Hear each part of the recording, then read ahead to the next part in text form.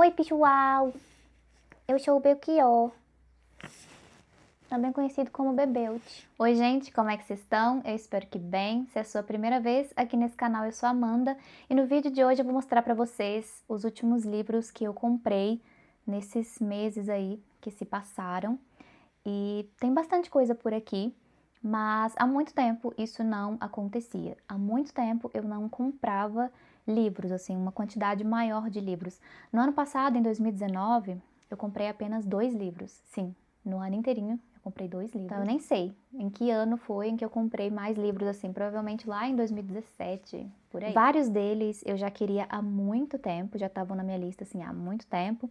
Alguns são recentes, assim, são lançamentos que me interessaram desde que eu vi. Vou fazer uma breve apresentação deles, assim, o porquê do meu interesse nesses livros e um pouco do que se trata cada um deles. Afinal de contas, eu ainda não li esses livros, então não tenho como dar uma opinião embasada sobre ele. Comprei o livro Justiça, o que é fazer a coisa certa. Eu li esse livro enquanto eu estava na faculdade, um professor recomendou, mas eu não sei se isso acontece com vocês também, que já passaram pela universidade, mas vários livros que eu li enquanto eu estava estudando, eu tenho muito forte, assim, a impressão de que eu não lembro deles, de que eu fiz leituras muito atropeladas, sabe? Na faculdade isso acaba sendo um pouco mais complicado mesmo. Eu tinha por semestre 6 a 8 disciplinas, e em cada disciplina você tem que fazer muitas leituras, além das leituras mais essenciais, digamos, de cada disciplina. Os professores sempre recomendavam vários outros livros, então é complicado você dar conta dessa carga de leitura. Então, vários livros que eu li nessa época da faculdade eu tenho vontade de reler, e esse é um deles. Outro livro que eu comprei, que entrou na minha lista de desejados assim que eu vi que seria publicado pela editora Boitempo, foi o livro A Nova Segregação, Racismo e Encarceramento em Massa, da autora Michelle Alexander. E esse tema é o meu tema, digamos assim. É um tema que desperta muito o meu interesse, estudar sobre encarceramento, sobre racismo, sobre o sistema prisional, sobre o nosso sistema penal. Participei de grupos de pesquisa e extensão durante a faculdade sobre esse tema. Eu estudei execução da pena aqui na minha cidade, a gente ia até o presídio, enfim, é um tema que me interessa muito. E aqui, pelo fato da autora ser estadunidense, provavelmente todo o foco da abordagem vai ser de acordo com a realidade dos Estados Unidos, né? E claro, existem muitas diferenças nos Estados Unidos para o Brasil em como tudo funciona, sobre o sistema prisional, sobre encarceramento, sobre como funciona o poder judiciário. Existem muitas diferenças nos Estados Unidos e Brasil nesse sentido, mas existem também muitos pontos em comum. E assim que eu conseguir fazer a leitura, eu volto aqui pra gente conversar. Assim que o livro chegou, eu já comecei, mas eu li bem pouquinho, eu só li a apresentação. Outro livro que eu comprei, esse estava na minha lista de desejados já há algum tempo, foi o livro O Genocídio do Negro Brasileiro. Esse é um livro que vai falar sobre o racismo especificamente aqui no Brasil, né? Foi escrito por um autor nacional, o Abdias Nascimento. Belchior tá roncando aqui, bem perto do meu pé. Se tiver um ronquinho aí de fundo, é ele. O autor, o Abdias Nascimento, ele foi escritor, poeta, dramaturgo, artista plástico, professor universitário e, além disso, ele era também um ativista dos direitos civis do povo negro. Ele faleceu há não tanto tempo, ele faleceu em 2011. E como traz aqui o próprio subtítulo do livro, ele vai falar do processo de um racismo mascarado, que é o racismo que nós vivemos aqui no Brasil. Durante muito tempo, muitas pessoas acreditavam e defendiam que o racismo vivido aqui no Brasil era um racismo muito mais leve, muito mais tranquilo do que o racismo enfrentado nos Estados Unidos, por exemplo, ou na África do Sul. Tinha muito forte essa crença de que aqui no Brasil nós vivíamos uma democracia racial. O livro que eu li da Djamila Ribeiro, que é o Pequeno Manual Antirracista, li esse livro no início desse ano. A Djamila já fala um pouco sobre esse assunto, sobre essa falácia de que aqui no Brasil nós vivemos uma democracia racial, que aqui não tem racismo, que aqui é um racismo mais tranquilo, um racismo leve. Isso não é verdade. Então, estou interessada em me aprofundar um pouco mais nesse sentido com esse livro aqui. Outro livro que eu comprei foi o volume 1 de uma série de 4 livros sobre a ditadura militar aqui no Brasil. O volume 1 é A Ditadura Envergonhada e quero muito fazer vídeos sobre esse assunto, sobre esse livro aqui no canal, porque, né, em pleno 2020, A gente ainda encontra tantas pessoas falando que o Brasil nunca viveu uma ditadura, que o período da ditadura foi um período bom para o Brasil, então é cada absurdo que a gente ainda escuta. Muitas vezes eu me recuso a acreditar que essas pessoas realmente pensem nisso, sabe? Eu fico assim na torcida para que seja por desinformação e não por maldade. Então eu vou dar a minha contribuição no que eu puder falando sobre o assunto aqui no espaço que eu tenho.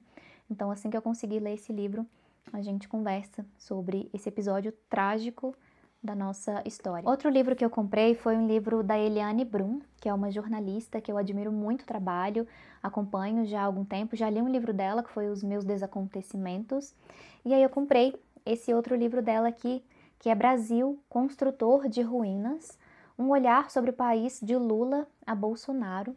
No último vídeo que eu postei aqui no canal, eu comentei com vocês que eu estou fazendo uma pós-graduação em Direito Penal e Criminologia, e a Eliane Brum deu 2 aulas em uma disciplina sobre fake news, democracia e violência, extremamente interessante, inteligente e necessária a abordagem que a Eliane Brum fez nessas aulas. Ela trouxe muito do momento político do nosso país para essa discussão de fake news, democracia e violência, porque não tinha como não vincular, né? Então ela falou nessas aulas um pouco do governo Lula, do governo Dilma, do governo de Michel Temer e também do atual governo do Bolsonaro. Sensacional a aula da Eliane, como eu queria que isso estivesse disponível assim para que todo mundo pudesse assistir, mas não temos as aulas disponíveis assim para todo mundo, mas temos esse livro aqui que eu acredito que ela deve trazer muito do que ela trouxe nas aulas aqui no livro também, porque é um olhar sobre o país de Lula Bolsonaro. Então ainda não li o livro, mas assim, gente, vá atrás, procure, se intere, conheça, porque é a nossa história, né? É o nosso país, é a nossa vida. A gente precisa entender o que é que está acontecendo. Agora eu vou mostrar para vocês o único livro de ficção que eu comprei, que é o livro O Estrangeiro, do Albert Camus. Não sei se é assim a pronúncia, né? Não sou lá uma menina francesa. E eu comprei esse livro por influência também de uma aula da minha pós-graduação. O Leandro Carnal deu 2 aulas também na pós, na disciplina sobre crimes de ódio. E nas últimas aulas dele, ele fez vários paralelos sobre isso, né? Sobre o ódio, crimes de ódio, relacionando com literatura, com livros literários. Então, ele falou de 1984, ele falou dos Irmãos Karamazov, falou de Crime e Castigo, falou do Estrangeiro, do Camus, ele falou de outros livros, O Mito de Sísifo, que também é do Camus. Enfim, eu fiquei com vontade de ler todos os livros que ele indicou. Alguns eu já li, outros eu tenho aqui, mas ainda não li, enfim. E esse eu ainda não tinha e ele estava num preço legal, acabei comprando e é um livro mais curtinho. Outro livro que estava na minha lista de desejados assim que ele foi publicado, sobre o autoritarismo brasileiro, da Lilia Schwartz. Eu nunca sei dizer o sobrenome dela. É outra profissional que eu acompanho também pelas redes sociais, pelo Instagram e o canal dela no YouTube. E assim, ela faz um trabalho necessário. Se vocês ainda não são inscritos no canal dela, procurem. Ela faz vídeos muito necessários, já disse esse adjetivo, né? Mas é porque realmente são. Ela aborda diversos assuntos assim que são importantes, que a gente tenha conhecimento. Por fim, o último livro que eu comprei foi um livro da Hannah Arendt, o livro Eichmann em Jerusalém, um relato sobre a banalidade do mal. A Hannah Arendt foi uma filósofa política alemã de origem judaica. Eu tive que ler alguns textos dela na faculdade, no início da faculdade, alguns professores recomendaram. Mas esse livro aqui nunca chegou a ser recomendado para mim na época da faculdade, pelo menos não me lembro. Mas esse foi um livro que também apareceu como indicação de leitura em algumas aulas da minha pós-graduação. Não foi só um professor que mencionou assim esse livro nas aulas, daí eu fiquei muito interessada. E esse livro vai trazer um pouco da história do Adolf Eichmann, que foi um carrasco nazista. Aqui a Hannah Arendt vai se aprofundar principalmente no julgamento do Eichmann. O julgamento dele aconteceu em Jerusalém, por isso o título, Eichmann em Jerusalém. E ainda não li o livro, então não posso falar o que eu vou encontrar aqui, mas pelo que eu vi dos próprios professores indicando essa leitura, a Hannah Arendt vai trabalhar aqui esse conceito da banalidade do mal, porque quando ela ficou sabendo desse julgamento, ela acreditou que o Eichmann seria um troglodita, seria um monstro, um psicopata, um sociopata, uma pessoa terrível, assim, o estereótipo do monstro, de um carrasco nazista nascido monstro, nascido para matar. E aí ela se surpreende com o que ela encontra, porque ela encontra um homem comum, vamos dizer. Ele era uma pessoa que simplesmente se enxergava ali cumprindo ordens. Ele fez tudo o que fez, assassinou centenas, milhares, sei lá quantas pessoas foram, porque ele simplesmente achava que ele tinha que cumprir aquelas ordens. Então, por isso, essa ideia da banalidade do mal. As pessoas que praticam crimes, elas não necessariamente nasceram psicopatas, sociopatas, com algum transtorno, algum distúrbio, o que seja. Não necessariamente. Então, é um pouco disso que a Hannah Arendt vai trazer aqui nesse livro, pelo que eu ouvi aí dos professores dizendo, como eu disse. Mas, quando eu ler, com certeza, eu vou vir aqui no canal pra gente conversar sobre esse livro. Bom, agora eu vou mostrar pra vocês um livro que eu ganhei num sorteio, pois é, isso aconteceu. Não sou uma pessoa sortuda que ganha sorteios por aí, mas participei de um sorteio no canal da Ana Lu. Ela estava sorteando esse livro aqui, Lugar de Fala, da Djamila Ribeiro, e eu ganhei. Eu fiquei, assim, emocionada, o livro chegou há pouco tempo, e como é um livro curtinho, com certeza vai acabar, assim, furando a minha fila de leitura. Eu li um livro da Djamila, né, comentei com vocês no início desse ano, o Pequeno Manual Antirracista, e que leitura obrigatória, sensacional, necessária, e imagino que esse livro aqui não seja diferente. É muito importante que a gente entenda esse conceito que a Djamila traz, né, do lugar de fala, que eu percebo que existe uma ideia um tanto equivocada do que seria esse lugar de fala que a Djamila traz. Quando ela fala em lugar de fala, não é que determinados assuntos só podem ser debatidos por pessoas específicas. Por exemplo, não é que só negro pode falar de racismo. O branco, o racismo também tem relação com os brancos, com a branquitude. Então, um branco pode falar de racismo? Pode. Porém, ele tem que entender de qual lugar ele fala. Então, o lugar de fala é isso, sabe? A pessoa ter a consciência de qual é o lugar em que ela está falando. O branco falando de racismo, ele tem que compreender que ele fala de um lugar de privilégio. Mas cabe ao branco também falar, e mais que falar, ter atitudes antirracistas. Deu para entender um pouco? Isso não vale só para o racismo, né? É para todo e qualquer assunto. Então, quando você está falando de algo, você tem que enxergar de qual lugar você está falando. Eu ganhei de presente a biografia, a autobiografia da Rita Lee. Quem me acompanha aqui há mais tempo sabe que eu amo biografias de bandas de músicos, então nem se fala. Então, fiquei muito feliz com esse presente. Ainda não li, mas com certeza lerei. Rita Lee, diva maravilhosa. Rita Lee, rainha. Nosso tudo nadinha. Agora, por fim, já tô acabando, não sei se esse vídeo tá muito longo, vocês estão me aguentando, gente? Mas então, eu recebi esse livro aqui da Intrínseca, é um lançamento recente deles, Minha Sombria Vanessa. Terminei de ler esse livro ontem. E se eu precisasse achar um adjetivo para definir esse livro? Incômodo. Talvez incômodo seja o adjetivo ideal para descrever essa leitura. É muito difícil passar por essas páginas.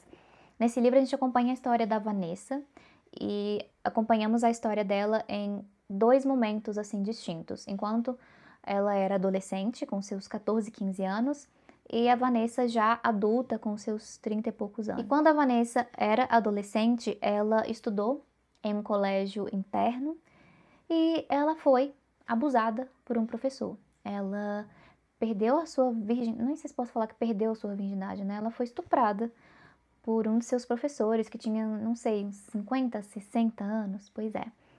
Só que isso por si só já seria muito incômodo e perturbador de se ler, né?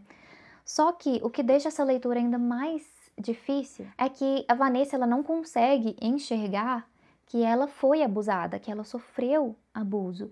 Tanto abuso físico, sexual, quanto abuso psicológico, porque esse professor a manipulava muito. E ele a manipulou tão bem que ela nem conseguia, mesmo depois de adulta, com seus 30 e poucos anos, ela não conseguia enxergar que ela foi vítima de um abuso. Ela acreditava que o que ela viveu com ele foi um romance, que ele a amava e que ela também queria estar ali, que foi algo recíproco, que foi algo natural, mas não foi, era claramente uma relação abusiva e uma relação de pedofilia, né? Você fica, assim, muito incomodado em ver como ele conseguiu a manipular tão profundamente. Se eu conseguir elaborar um roteiro pra gente conversar sobre esse livro, eu vou gravar sobre ele aqui pro canal. E por fim, eu recebi esse livro aqui, da editora seguinte, o livro Eleanor and Park, a edição nova, né, desse livro. Eu até tô com a minha antiga aqui, ó. Essa é a minha edição antiga, eu li nessa edição, quando ele era publicado pela editora Novo Século. E agora a capa continua basicamente a mesma, né? Mudaram a cor. Eu amei essa história, gente, quando eu li. Deixa eu ver quando eu li, tem anotado aqui. Eu li em julho de 2014. Fiz vídeo sobre ele aqui pro canal, acredito. Não sei se fiz vídeo ou texto lá pro blog. Se tiver vídeo, eu vou deixar linkado aqui em cima. E eu amei esse livro. É um YA, né? Um romance adolescente. Mas, nossa, eu lembro que eu fiquei assim, meu coração preenchido e também partido com essa história. Então, para quem gosta de YA, de romances adolescentes, leiam esse livro. Tem referências musicais incríveis aqui. Vocês podem ver, né, aqui na capa. Deixa eu pegar a edição nova, que é a que vocês encontram agora. Os personagens estão com fones de ouvido. E é assim, muitas vezes, que se dá a conexão entre os dois. Então, tem várias referências musicais aqui. Eu amo isso, né? Nem preciso dizer. Várias bandas que eu também escuto. Então, eu amei muito esse livro quando eu li. Eu tenho uma lembrança afetiva muito boa com essa história. E agora é essa aqui a edição que vocês encontram. Quando eu li esse livro, ele tinha muitos erros. A revisão desse livro não estava legal. Muitos erros mesmo, em várias páginas. Quando eu estava lendo, eu até anotei os erros. Eu tenho aqui as minhas anotações, ó. Estão vendo que eu escrevi os erros? As páginas em que tinham os erros. E na época eu mandei para a editora. Falei, sei lá, vai que vocês fazem uma revisão nova desse livro. Talvez as minhas humildes anotações possam ajudar vocês a corrigir esses erros. Mas enfim, agora tem essa nova edição, com nova tradução, nova revisão, então eu imagino que esteja melhor nesse sentido. Gente, é isso, minha garganta tá seca porque falei muito. Tô feliz, muito feliz em estar de volta aqui pro canal, conversando com vocês sobre livros. Se vocês já leram algum desses livros, me contem aqui nos comentários o que é que vocês acharam. Se ficaram curiosos por algum deles, me conta também, que eu quero saber a opinião de vocês. E é isso. Continuamos nossa conversa sobre literatura aqui no canal. Eu espero que vocês estejam bem, que vocês estejam se cuidando, ainda ficando em casa sempre que possível, pois ainda estamos em uma pandemia.